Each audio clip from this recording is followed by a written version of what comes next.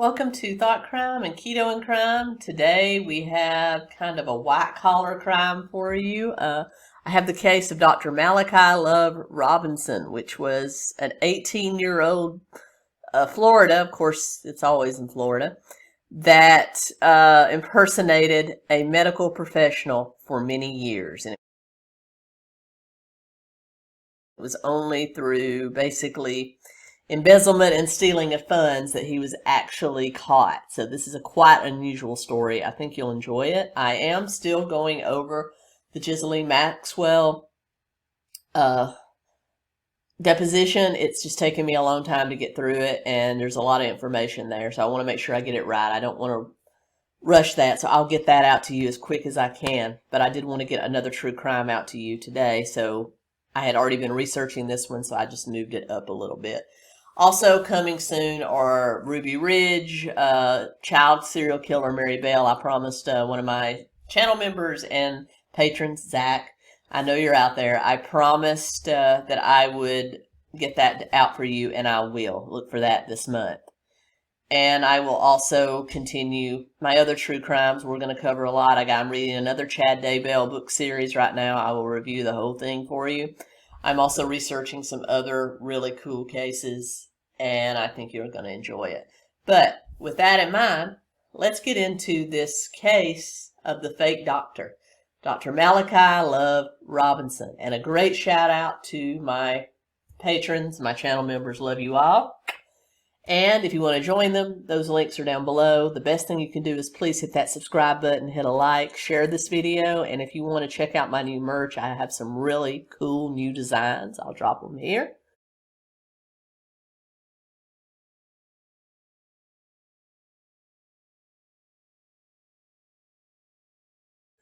Please check those out and think about those as Christmas gifts. Stocking stuffers, got a lot of neat stuff. They don't have to be a fan of the channel to enjoy these designs. So, with that being said, let's get into Dr. Malachi Love Robinson.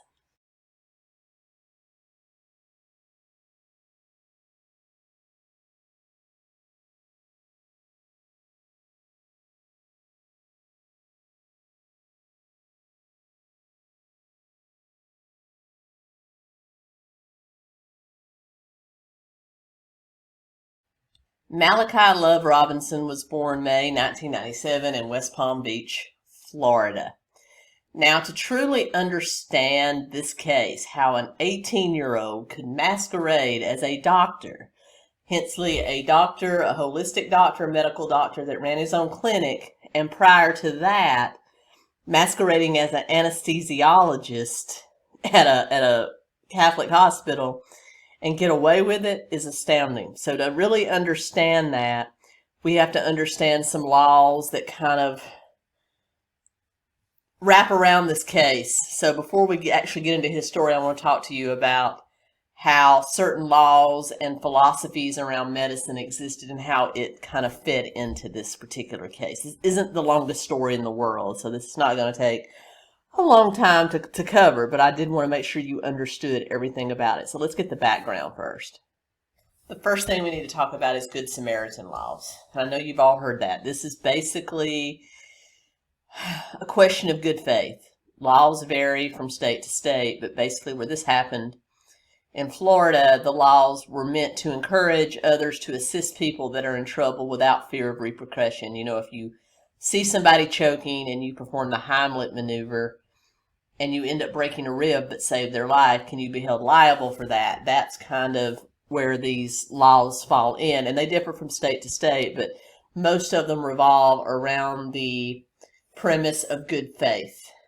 And so the fact that this was an 18-year-old kid that said he was trying to help people, some of that in good faith thought he was doing the right thing. That's where some of the laws came in, and you're going to be real surprised at the sentence he got, which is why I'm going to talk about this.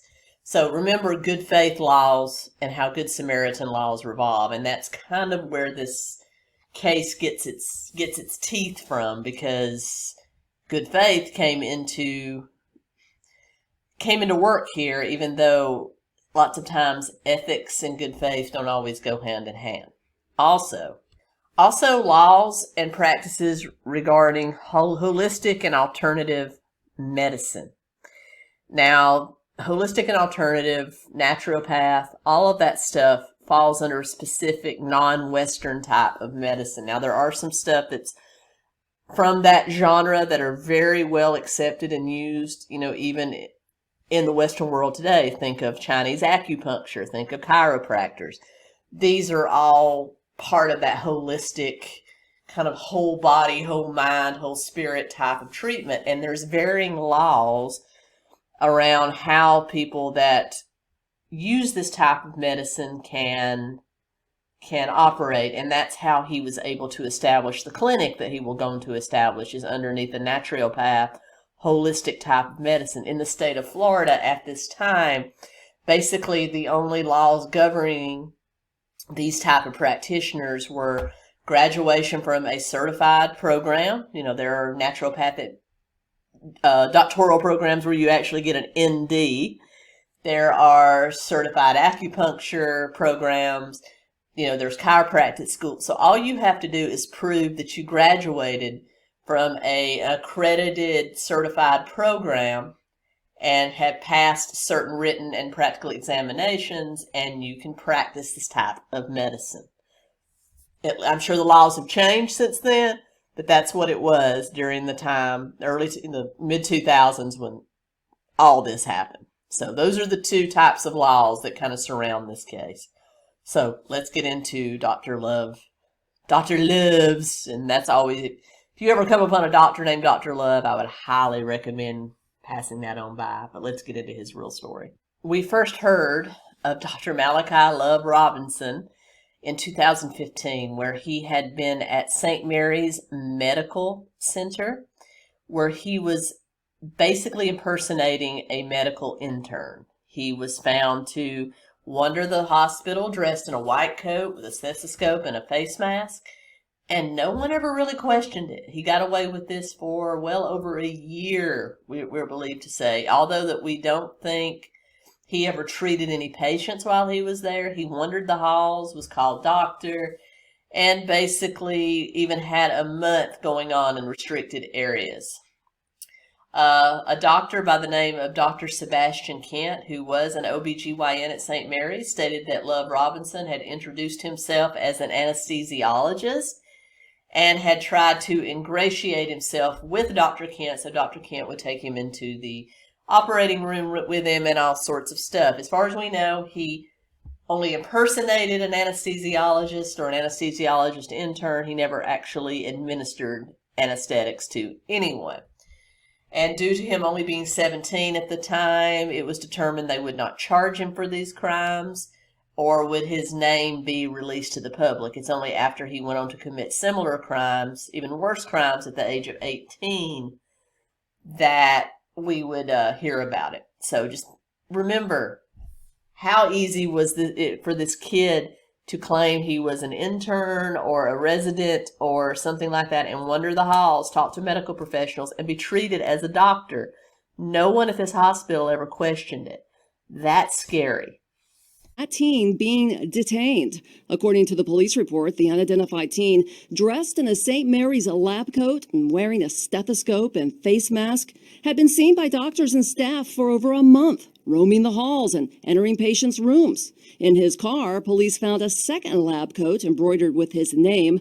The report says he told police he'd been a doctor for years and his family would vouch for him. What kind of doctor? He didn't say, but the teen later told police he'd never attended medical school. Later on in 2015, after presenting fake credentials from a fake massage program, he was able to get a job as a massage therapist at a Boynton Beach rehabilitation facility. Now think about this. This again falls under the umbrella of naturopath and holistic medicine, massage therapy. There are various programs out there. A lot of them are at community colleges or online schools or for-profit schools. There's even just certificate programs you can get for a lot of these specialties. And here is where he starts, even, right at the tip end of 17, about to turn into 18. Now he's actually moving into the point of treating patients. By faking his credentials, he actually worked for several months as a massage therapist with fake credentials. We've obtained the cease and desist order from the Florida Department of Health, issued just 3 months ago, when Love Robinson was working as a massage therapist at a Boynton Beach rehab facility. The health department had reason to believe Love Robinson was leading the public to believe he was a licensed medical doctor without holding an active license. The department ordered Love Robinson to stop practicing massage therapy until he is licensed. So he only masqueraded as an MD, Western medicine doctor, never really treated anybody, but then he started pulling the same shenanigans within the holistic medicine realm, which is what we were talking about earlier, and now he's actually treating patients. But again, because he wasn't 18, he was never charged, and he was simply issued a cease and desist letter, and he stopped. And then we move forward, and this was in December 2015. In January of 2016, using fake degrees that he purchased online from diploma mills, he would actually open his own alternative holistic medical practice. Just like he did with the massage certificate, he now purchased two fake degrees from the Southwest College of Natural Medicine and Arizona State University in naturopath medicine. He also purchased a PhD from the Universal Life Church Seminary, which is an online diploma mill where you can literally get a doctorate in divinity for less than $30. So he technically was a doctor based on that PhD, but not a naturopath doctor, not a medical doctor. And he also had certificates and degrees faked from 2 actual naturopath schools. And that's how he had faked his credentials for both the massage therapy, and now he's using these degrees with the added PhD to open his own clinic, his own naturopath clinic. Like I said, in Florida at the time, you can open a naturopath clinic or a holistic medical clinic as long as you can prove you have degrees and all the certifications. Well, if you have somebody like this kid that are really good at faking those, then he has everything that he needed. And so he opened in January 2016 the New Life Holistic Alternative Medicine Medical Center and Urgent Care. He opened it on the North Congress Avenue in West Palm Beach, so it had legitimacy because there were all these other medical practices there, both traditional medicine and holistic medicine, all in the same area. So he had legitimacy based on where he was opening. Now, how did this 18-year-old kid get money? He had an investor. He faked he drew up business plans. He said he was 25 years old. He had all these credentials. He had worked as a massage therapist. He was able to fake and actually get people to invest in this clinic. So he had the money to not only rent the facility, buy all the equipment that you need to make it look like an actual I've never been to a holistic office, but I would assume he had all the trappings. He created a website for it and started marketing. He also hired 2 employees, an operations manager and a programs director, and basically set up shop. He had offering massage, acupuncture, some chiropractic manipulations, and also opened an account on healthgrades.org, which is a nonprofit website that rates doctors, and had people fill out reviews for him there. Of a deluxe medical building in West Palm Beach, Florida. He even gave himself a 5-star patient satisfaction rating and claimed to specialize in chronic fatigue syndrome, depression, psychosis, psychiatric diseases, and substance abuse. And was able to basically draw in customers. The great majority of his customers were elderly people that were looking for more naturopathic. This is Florida, West Palm Beach, a huge retirement population. They were looking for alternatives and things to having to take more pills. So he was even able to give a local ABC affiliate a tour of his office. That's how legitimate he made this look. Medical center, brand new. We've just gotten everything done and ready and started. Love Robinson claims he won't be acting as a medical doctor. But now, family members are raising questions as to whether Love Robinson has figured out a way to treat patients after all. The finality of this case came in February 2016 when an elderly patient of his, an 86-year-old patient of his, called him complaining of tremendous abdominal pain and asked him to please come see her. He went to her house. The pain got so great that he decided she needed to go to the hospital, so he called an ambulance for her. And while they were loading her into the ambulance, she asked him, since she knew him and had been going to him for, a few weeks now, and he was treating her with all kinds of crap, treatments, but she trusted him. And so she asked him if he could please lock up her house and make sure that everything was good for while she was at the hospital. So he did lock up her house, but he also took a bunch of checks. This is when people still wrote checks, and used over $36,000 from her account to pay his personal bills. And that's what caught him. Good evening, everyone.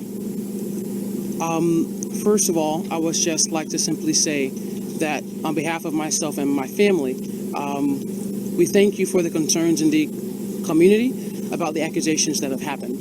I just want to say that I am deeply saddened and a little disrespected by some of the things that have come forth. But I will say that my attorneys are working hard. They're working around the clock to make sure that this issue gets resolved in the best way possible. I would just simply ask that you please allow the attorneys to do their job. You respect the privacy, you respect my privacy and my family's privacy, and just please allow us to deal with this issue the way any normal family would. And I would simply ask that if you could please pray for us in this time, that everything that has happened, that we get the truth out of it. And not only the truth, but we can shed some good light on some of the things that are happening in the community today. That we can shed a good light on some of the positive things that are happening, and stop worrying about bashing someone and start lifting them up. Once again, I want to thank everyone for their support, whether it was good or bad. I've had some great supporters, and I've had some people who have said some negative things. But everyone is entitled to their opinion. And once again, I am not upset. And I respect the community for the concerns that they have.